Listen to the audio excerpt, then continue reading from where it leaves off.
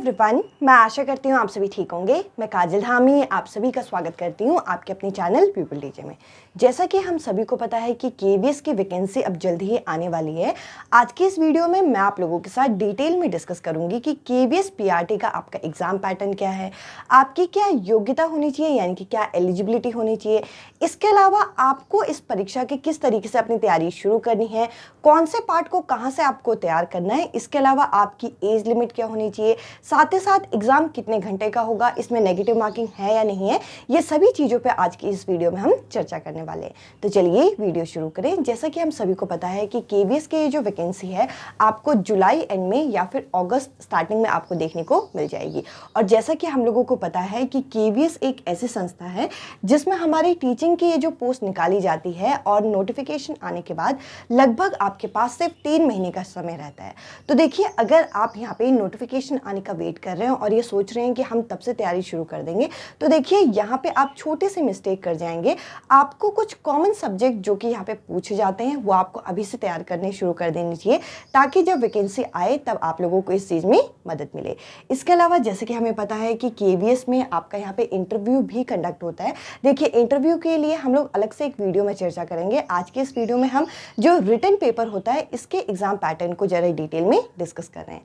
तो देखिए, अगर हम इस पेपर की बात करें तो ये जो पेपर है आपका 150 मिनट का होता है, यानी कि 2.5 घंटे की ये परीक्षा है। इसके अलावा जो आपकी मैक्सिमम एज लिमिट यहाँ पे रखी गई है ये 30 वर्ष रखी गई है।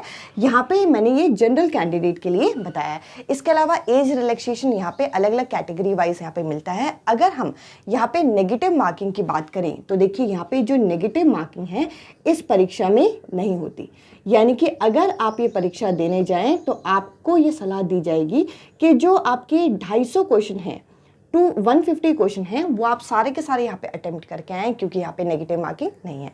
इसके अलावा अगर हम एग्जाम पैटर्न की बात करें तो देखिए, ये पेपर जो है वो एक ही दिन में कंडक्ट होता है, पर जो आपका पूरा पेपर होता है जो कि आपका 150 मार्क्स का होता है, यहाँ पे इसे 2 अलग अलग भागों में विभाजित किया गया है।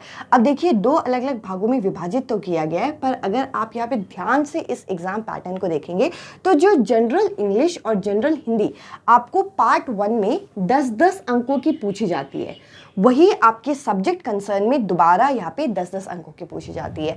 कहने का मतलब ये है कि यदि आप इंग्लिश और हिंदी को यहाँ पे केवीएस परीक्षा के लिए या फिर किसी और टेट एग्जाम के लिए प्रिपेयर कर रहे हैं तो आप लोग क्या चीज़ें प्रिपेयर करते हैं। सबसे पहले तो आप ग्रामर पोर्शन करते हैं और वोकैब करते हैं।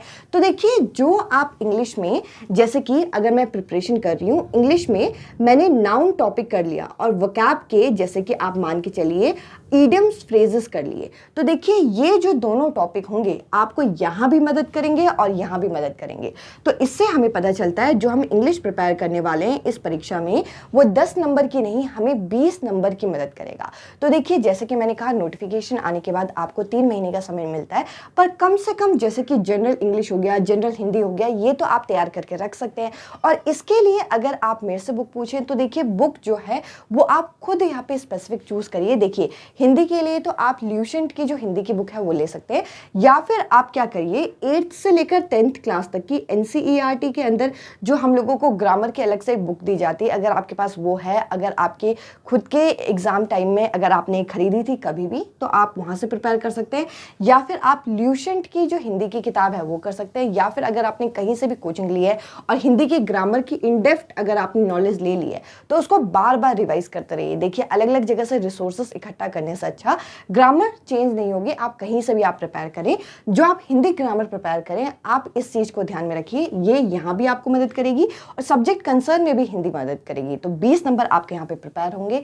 सेम ऐसी इंग्लिश के लिए आप लिंक टू पैरामाउंट ये बुक ले सकते हैं। अगर आपको ये बुक नहीं लेनी, अगर आपने कहीं से कोचिंग की है, या फिर आप यूट्यूब में सर्च करें और यूट्यूब में अगर आपको सारा कंटेंट एक साथ मिल जा रहा है और आपको वहाँ से समझ में आ रहा है। देखिए, मेन जो है ये जो लैंग्वेज होती है जनरल इंग्लिश, जनरल हिंदी, जो सब्जेक्ट कंसर्न में भी पूछी जाती है, इसलिए पूछी जाती है ताकि ये चीज़ चेक किया जा सके कि आपको नॉलेज कितनी है उस पर्टिकुलर लैंग्वेज की। तो देखिए इंग्लिश के भी आप इस तरीके से ग्रामर के नोट्स बना सकते हैं, वोकैब रिवाइज कर सकते हैं, प्रीवियस ईयर वोकैब के क्वेश्चन कर सकते हैं जो केवी के पेपर में आए, DSSB में आए।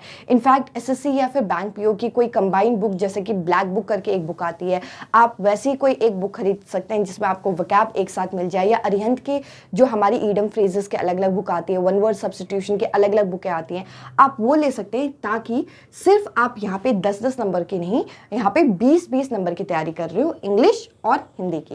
देखिए सब्जेक्ट कंसर्न में कुछ अलग सा नहीं पूछा जाता, पीआरटी में यहाँ पे 2 चीज़ें सेम हैं जो कि पार्ट 1 में हमसे पूछा जाता है। इसके अलावा अगर हम पार्ट 2 की बात करें तो देखिए नोटिफिकेशन आने के बाद इस एरिया को कवर करना शुरू करना आप लोग, जैसे जीके और करंट अफेयर होता है। तो देखिए नोटिफिकेशन आने के बाद लगभग 1 साल पुरानी आप करंट अफेयर पढ़ लीजिएगा। पढ़ना भी क्या है, आप यूट्यूब में कोई पर्टिकुलर वीडियो एमसीक्यू फॉर्मेट में आप देख सकते हैं। इस एरिया को कवर करना थोड़ा सा डिफिकल्ट हो जाता है क्योंकि मार्क्स तो यहाँ पे 10 है, बट इसमें बहुत सारे एरिया यहाँ पे पूछ लिया जाता है। रीजनिंग के लिए कोई भी आप एक स्टैंडर्ड बुक खरीदिए। इसके लिए आप एक काम करिए, एवरी डे आप टाइम निकाल के सिर्फ और सिर्फ 10-10 क्वेश्चन भी अलग अलग एरिया के प्रैक्टिस करेंगे तो आपकी अच्छी खासी यहाँ पे तैयारी हो जाएगी। कंप्यूटर लिटरेसी के लिए आप क्या कर सकते हैं, यूट्यूब में ही 100 इंपॉर्टेंट क्वेश्चन जो है वो कंप्यूटर के आप वो सर्च कर सकते हैं। और कंप्यूटर के जो क्वेश्चन होते हैं बहुत बेसिक लेवल के आते हैं क्योंकि यहाँ पे आपको कंप्यूटर की अंडरस्टैंडिंग कितनी है ये चीज़ चेक की जाती है। इसके अलावा पैडागोजी की अगर मैं बात करूँ तो देखिए अगर आपने CTET paper 1 CTET paper 2 clear किया है तो आपको ये पैडागोजी ठीक ठाक लगेगी। और यहाँ पे जो केवीएस की संस्था है इन्होंने हमें यहाँ पे पैडागोजी में क्या पढ़ना है क्या नहीं पढ़ना है इसके लिए एक डिटेल सिलेबस दे रखा है जो कि आपको स्क्रीन में यहाँ पे ये सिलेबस आपको दिख गया होगा। आप इसे एक जगह पे नोट डाउन करिए। आप किसी बुक में से भी इस चीज़ को पढ़ सकते हैं या फिर आप यूट्यूब में से सर्च करके भी कर सकते हैं और जितने क्वेश्चन हो सके उतने क्वेश्चन आप लगाइए। अब देखिए अगर आप अभी से तैयारी करना शुरू करते हैं और इन पेपरों को तैयारी करने के लिए कम से कम हमें 4 से 5 महीने का समय चाहिए होता है। नोटिफिकेशन आने के बाद 3 महीने का समय होता है और अभी भी आपके पास 2 महीने और हैं। तो देखिए आप एक दिन का डे वाइज यहाँ पे शेड्यूल बना सकते हैं कि मैं यहाँ पे जनरल इंग्लिश का एक टॉपिक कर लूँगा या फिर हिंदी का एक टॉपिक कर लूँगा। आप अगर एक चेकलिस्ट बना के अगर आप तैयारी करें अभी से ही तो देखिए आप लोग अच्छी तरीके से इन पेपर के लिए तैयारी कर सकते हैं। जैसे कि हमें पता है केवीएस की जो वैकेंसी है 2018 के बाद नहीं आई, तो बहुत सारे कैंडिडेट ऐसे होंगे जो सिर्फ और सिर्फ एग्जाम की वैकेंसी आने का वेट कर रहे होंगे, जिनकी तैयारी अभी 100% हो चुकी होगी। तो देखिए आप लोग अपने आप को लेट ना समझिए, आप अभी से भी ये तैयारी कर सकते हैं। इसके अलावा देखिए सब्जेक्ट कंसर्न की अगर मैं बात करूं तो देखिए हिंदी और इंग्लिश की मैं ऑलरेडी बात कर चुकी हूँ। इसके अलावा इसके अंदर हम लोगों से 3 और विषय पूछे जाते हैं, जैसे कि साइंस हो गया, मैथ्स हो गया, ईवीएस हो गया। आप यहाँ पे स्क्रीन में देख सकते हैं 1 बाय 1 आपको साइंस का जो सिलेबस है वो दिख जाएगा। इसके अलावा मैथ्स का सिलेबस दिख जाएगा और ईवीएस का सिलेबस दिख जाएगा। अब आपको करना कहाँ से है, तो देखिए यहाँ पे ये जो ईवीएस का कंटेंट है, ईवीएस में आप अगर ध्यान से गौर करेंगे तो आपका 2 चीज़ें मिक्स कर रखी है, एक साइंस और एक जियोग्राफी मिक्स कर रखी है। और ईवीएस का कंटेंट करने के लिए आप क्लास 8 तक की एनसीईआरटी को प्रेफर कीजिए, आपका वहाँ से अच्छी तरीके से सिलेबस हो जाएगा। और जो सिलेबस दे रखा है उसमें टिक लगाते रहिए कि ये टॉपिक मेरे हो गए। साथ में प्रीवियस ईयर क्वेश्चन देख लीजिए कि किस लेवल के क्वेश्चन यहाँ पे पूछे गए हैं। इसके अलावा साइंस की अगर मैं बात करूँ तो देखिए साइंस 8th क्लास तक नहीं करनी। साइंस आप लोगों को यहाँ पे अगर आपका बेस यहाँ पे स्ट्रॉन्ग नहीं है तो आपको 6 to 10 तक करना होगा। अगर आपका बेस स्ट्रॉन्ग है, आपको लगता है चीज़ें आपको आती हैं, तो आपको 8 से 10 तक करना है, क्योंकि यहाँ पे जैसे 9th क्लास का चैप्टर है फिजिक्स का, मोशन हो गया। इसके अलावा अगर आप यहाँ पे देखिए जो फिजिक्स का कंटेंट है वो काफ़ी अच्छा खासा पूछा जाता है। इसके अलावा वर्क एंड एनर्जी करके जो 9th क्लास का जो फिजिक्स का चैप्टर है वहाँ से क्वेश्चन आते हैं। केमिस्ट्री में एटम्स एंड मॉलिक्यूल्स से क्वेश्चन आ जाते हैं। कार्बन एंड इट्स कंपाउंड जो क्लास 10th की बुक है वहाँ से क्वेश्चन आ जाते हैं।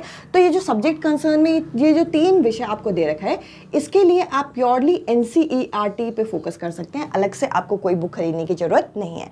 और देखिए मैथ्स के लिए भी सेम मैं यही कहूँगी कि अगर आपका बेस स्ट्रॉन्ग नहीं है तो आप 6th क्लास से शुरू करिए। अगर आपका बेस स्ट्रॉन्ग है तो 8th 9th 10th क्लास के 9th 10th के कुछ स्पेसिफिक टॉपिक हम लोगों को यहाँ पे सिलेबस में दे रखा है, आप वहाँ पे देख सकते हैं। जैसे कि आपको सर्कल जो है है आपको 9th और 10th क्लास की जो बुक है उसमें से यहाँ पे प्रिपेयर करना है। इसके अलावा ट्राइंगल से क्वेश्चन आते हैं, आपको परसेंटेज के क्वेश्चन पूछे जाते हैं, वर्क एंड एनर्जी, ये वर्क एंड टाइम के क्वेश्चन पूछे जाते हैं। तो ये आपको तैयार करने हैं सब्जेक्ट कंसर्न के लिए। सब्जेक्ट कंसर्न जो है पूरा आपका 80 मार्क्स में पूछा जाता है।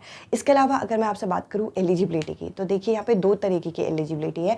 अगर आपने इंटरमीडिएट यानी कि 12th में अगर आपके 50% है, इसके अलावा अगर आपने DLED, BLED या फिर कोई भी डिप्लोमा कोर्स कर रखा है जो कि 2 वर्ष का है, और साथ ही साथ देखिए 2 चीज़, एक तो 12th में आपके 50% या फिर कोई डिप्लोमा जो कि 2 वर्ष का हो। इसके अलावा अगर आपके CTET पेपर 1 क्वालिफाई है तो आप PRT के लिए एलिजिबल है। साथ ही साथ बीएड कैंडिडेट जिनके ग्रेजुएशन में, ध्यान से सुनिएगा, बीएड कैंडिडेट जिनके ग्रेजुएशन में 50% है और CTET पेपर 1 क्लियर है वो भी यहाँ पे एलिजिबल होते हैं। तो देखिए एलिजिबिलिटी हमने डिस्कस कर लिया, एग्जाम पैटर्न डिस्कस कर लिया, आपको कहाँ से क्या चीज़ डिस्कस करनी है वो हमने कर लिया। इसके अलावा आप मेरे साथ टेलीग्राम ग्रुप पे जुड़ सकते हैं जिसमें मैं आप लोगों के साथ 45 डेज़ का एक स्टडी प्लान शेयर कर रही हूँ, जिसमें मैं आप लोगों को टॉपिक यहाँ पे सजेस्ट करूँगी कि आप डे वाइज ये टॉपिक कवर कर सकते हैं। मैं ये नहीं कह रही कि इतना आपको एक दिन में करना ही करना है, पर कोशिश करिए कि उस पैटर्न को आप जितनी जल्दी अपने हैबिट में लेके आएँ ताकि आपका ये जो सिलेबस है वो जल्दी से जल्दी और इफेक्टिवली आपका ख़त्म हो। उसके बाद आप मॉक टेस्ट यहाँ पे लगा सके। आई होप आप लोगों के हर तरीके के डाउट मैंने यहाँ पे क्लियर कर दिए हों। इस वीडियो में इतना ही। अब मैं आपसे मिलती हूँ अगली वीडियो में अगले टॉपिक के साथ। Bye bye, take care.